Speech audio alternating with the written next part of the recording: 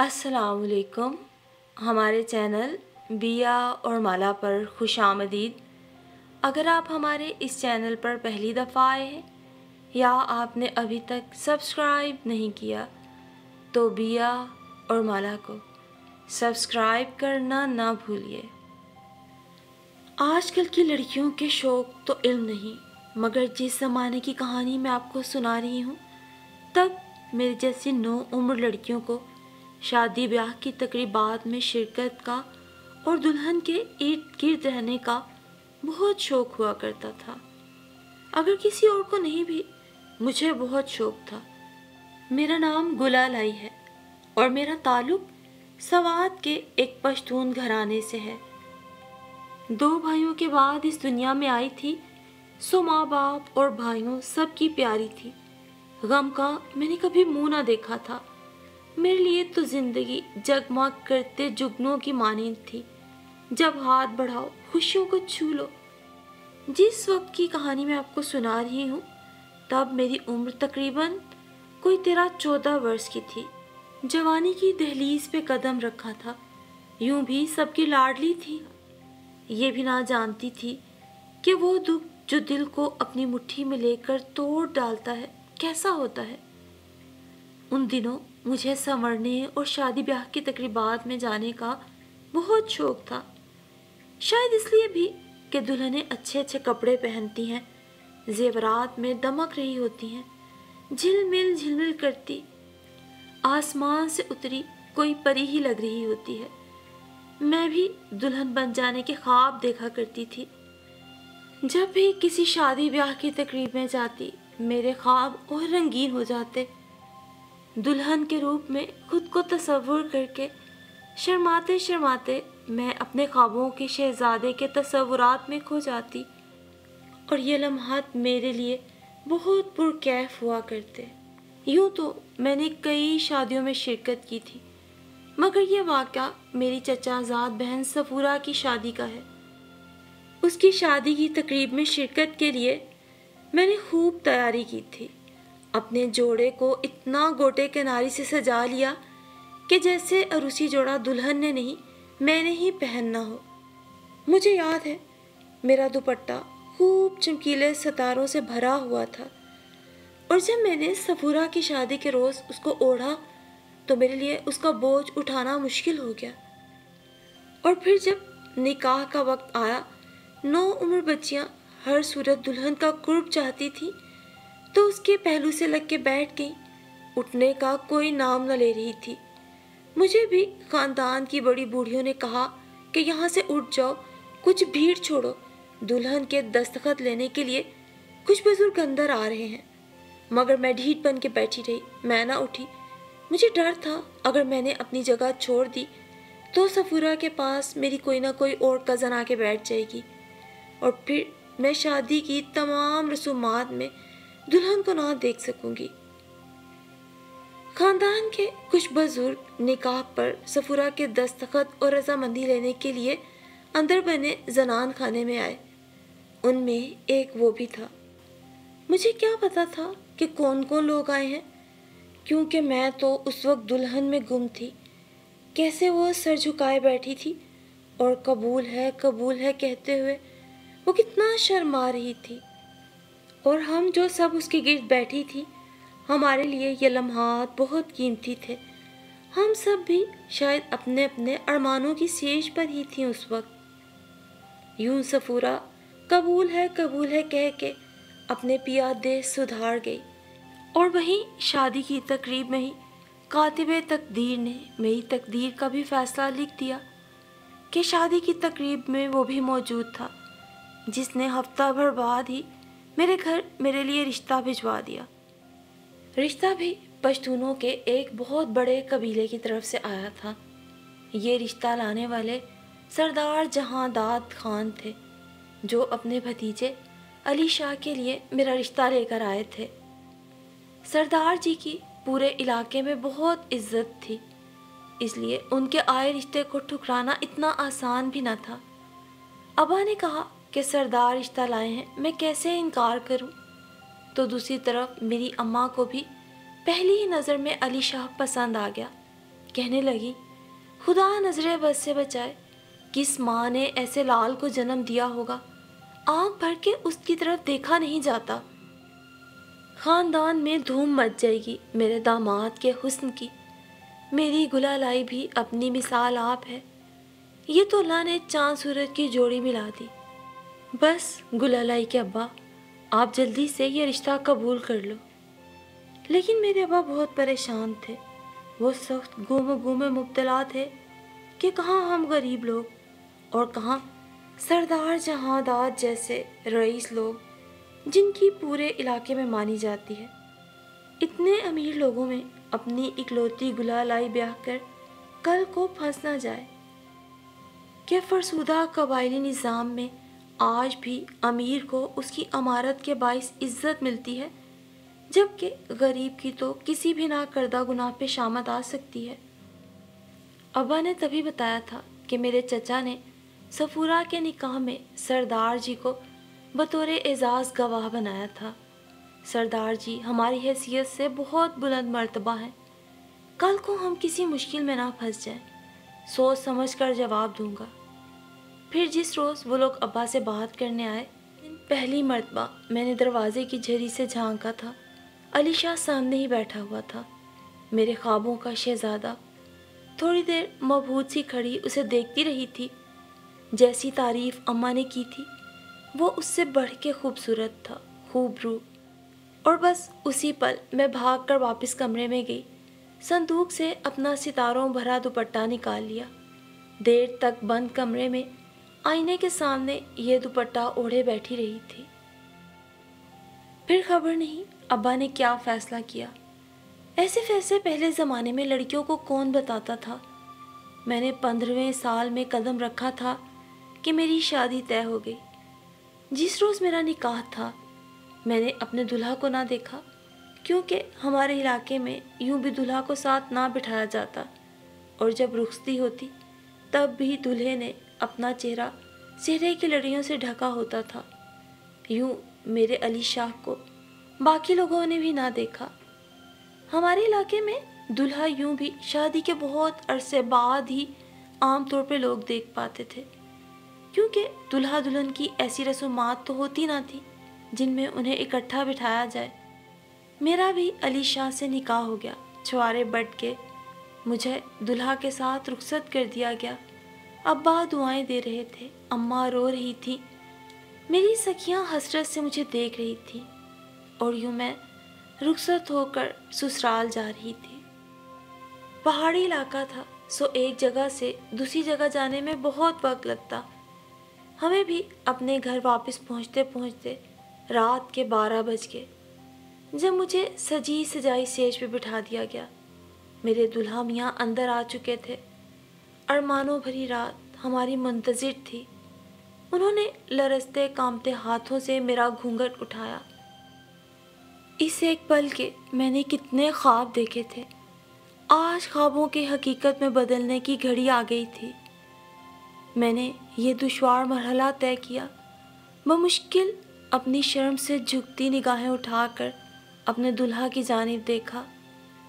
بس یہ دیکھنا غصب ہو گیا، میں تو ان کی صورت دیکھتے ہی بے ہوش ہو کے گر گئی، چیخ میرے حلق میں اٹک کر دم توڑ گئی۔ یہ کیا ہوا؟ قیامت ہی ٹوٹ پڑی۔ سہاگ رات تھی کہ بھیانک خواب تھا۔ یہ وہ نیلی آنکھوں والا سجیلا گبرو علی شاہ تو نہ تھا۔ میرے سامنے سیج پر ایک 70 سال کا سفید بگلے کے بالوں والا بڈھا تھا۔ میری نظروں کے سامنے تو ایسا اندھیرا چھایا کہ پھر مجھے خبر نہ رہی کب صبح ہوئی۔ میری زندگی کی سنہری ارمانوں بھری رات حقیقت کے اژدہوں نے نگل لی، اور اس کے بعد مجھے کبھی سویرا دیکھنا نصیب نہ ہوا۔ میرے نصیب میں جیسے اندھیرے لکھ دیے گئے۔ میری حالت اتنی خراب تھی کہ میرے شوہر سے بھی برداشت کرنی مشکل ہو گئی۔ انہوں نے مجھے خوش رکھنے کے لیے زیورات کا ڈھیر میرے قدموں میں ڈال دیا، مجھ سے معافی مانگی اور اپنی گل ہوتی ہستی کا واسطہ دیا کہ اب میں ان کی محبت کی لاج رکھ لوں۔ انہوں نے بتایا کہ میری چچا زاد صفورہ کے نکاح میں میرے چچا نے بہت اصرار سے انہیں خصوصی گواہ کے طور پہ بلایا تھا۔ تم اس وقت دلہن کے پہلو میں بیٹھی مجھے کوئی ننھی منی سی پریوں کی شہزادی لگ رہی تھی۔ ستاروں بھرا دوپٹہ اوڑھے تم مجھے بہت پیاری لگی۔ مجھے محسوس ہوا اگر تم مجھے نہ ملی تو میرا دم گھٹ جائے گا اور میں مر جاؤں گا۔ تمہاری فرشتوں جیسی معصوم صورت نے میرے دل کا سکون لوٹ لیا۔ تمہارا رشتہ حاصل کرنا کوئی ایسا ناممکن نہ تھا کیونکہ میں اپنے علاقے کا ایک سردار تھا، مگر عمر کے فرق کی وجہ سے مجھے یہ زیب نہ دیتا تھا کہ تمہارا ہاتھ مانگوں، لیکن خدا نے پھر خود ہی اس کی سبیل نکال دی اور تمہارے مجبور باپ کی مجبوری میرے کام آ گئی۔ دیکھو گلالائی، دل کی دنیا بڑی نرالی ہوتی ہے۔ اس دل پر تو کسی کا اختیار نہیں اور محبت کسی شے کی مرہون منت نہیں ہوتی۔ میرا قصور صرف محبت ہے، اس لیے مجھے معاف کر دو۔ میرے بوڑھے شوہر نے میرے پاؤں پکڑ لیے۔ میرے دادا کی عمر کا شخص میرے سامنے بیٹھا مجھ سے معافی طلب کر رہا تھا۔ میں بھی ایک مشرقی عورت تھی۔ حالات اور زندگی سے بالآخر میں نے سمجھوتا کر لیا۔ میری شادی کے بعد میرے شوہر سردار جہاں داد بمشکل 3 سال ہی مزید جیے اور یوں 15 برس کی عمر میں جو میں دلہن بنی، 18ویں برس میں ہی میں بیوہ ہو گئی۔ عدت کے بعد پھر میں نے اپنے میکے جانا چاہا۔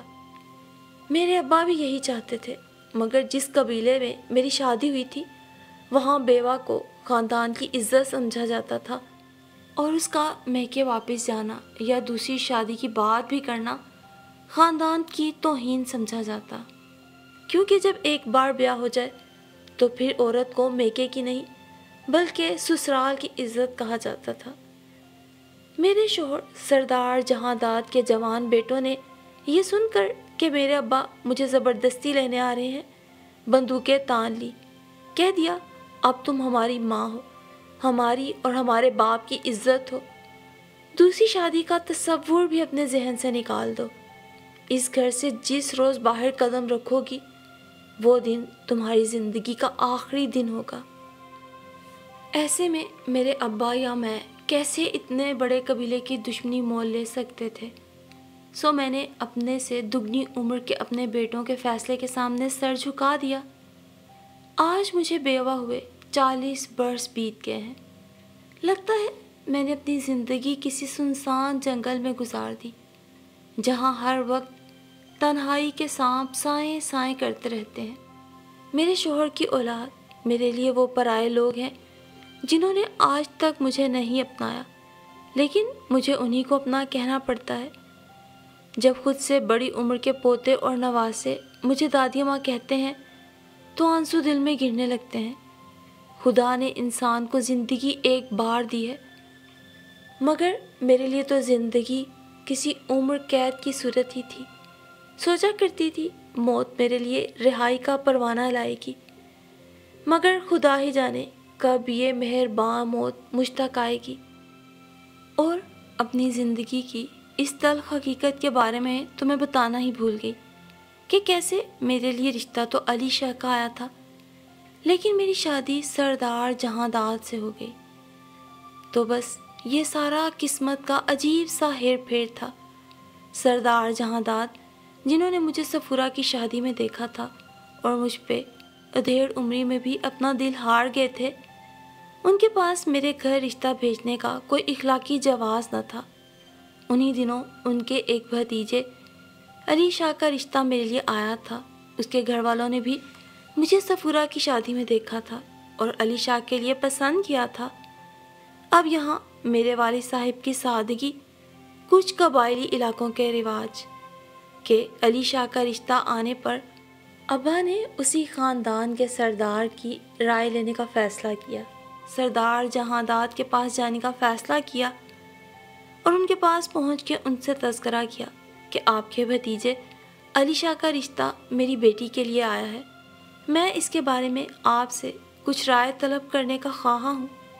اور بس اسی ایک پل میں سردار جہاں داد اپنی چال چل گیا۔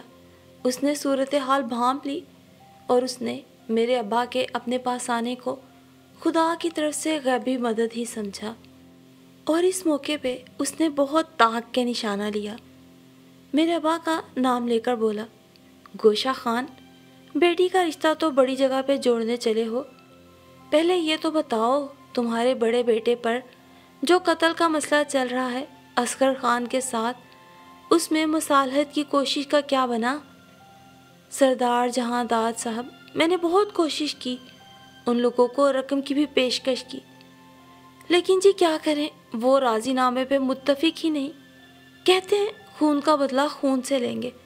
تمہارے لڑکے نے ہمارے بیٹے کو فائرنگ کر کے قتل کیا، سو بدلے میں ہم بھی قاتل کی سزائے موت چاہتے ہیں۔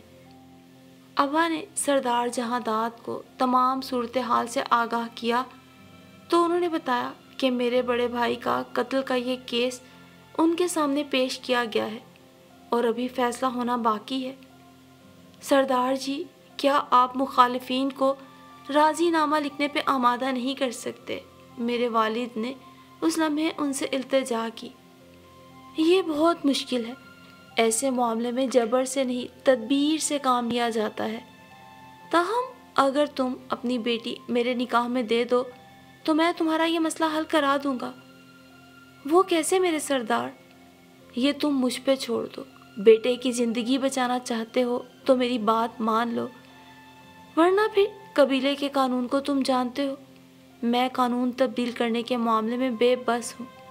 ہاں، اگر میں نے مصالحت پر مقتول کے باپ سے بات کر لی تو شاید میرے ساتھ تمہاری رشتہ داری جڑ جانے کے لحاظ سے وہ میرے کہنے کو رد نہ کر سکے۔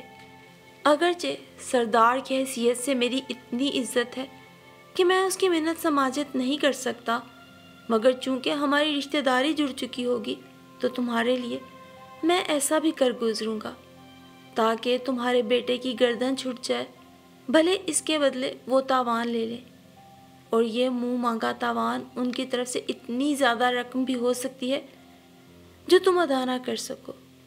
فکر مت کرو، یہ رقم بھی میں ادا کر دوں گا، لیکن یاد رہے اس معاملے میں کسی کو کانوں کان خبر نہ ہو۔